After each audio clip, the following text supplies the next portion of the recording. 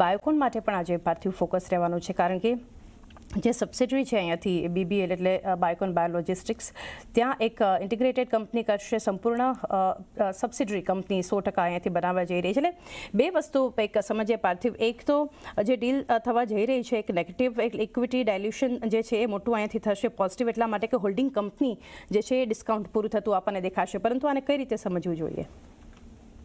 Biocon Biologics basically બાયોકોનની એક subsidy છે અને બાયોકોને અનાઉન્સ કર્યું કે એની અંદર જે માઇનોરિટી શેરહોલ્ડર્સ છે એનો સ્ટેક કંપની ખરીદી લેશે.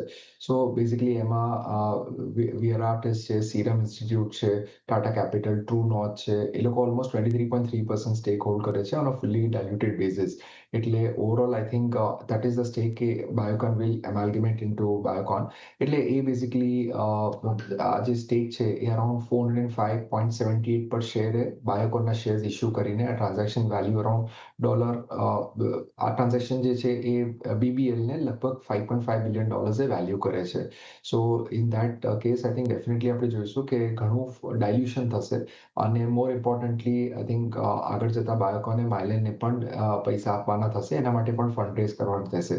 As of now I think આ ઓવરઓલ બધા સ્ટેપ્સ જોવા જઈએ તો ઓલમોસ્ટ 23% જેવું ડાયલ્યુશન છે. So I think that is what મને લાગી રહ્યું છે કે શોર્ટ ટુ મીડિયમ ટર્મમાં એક ઓવરહેંગ રહેશે.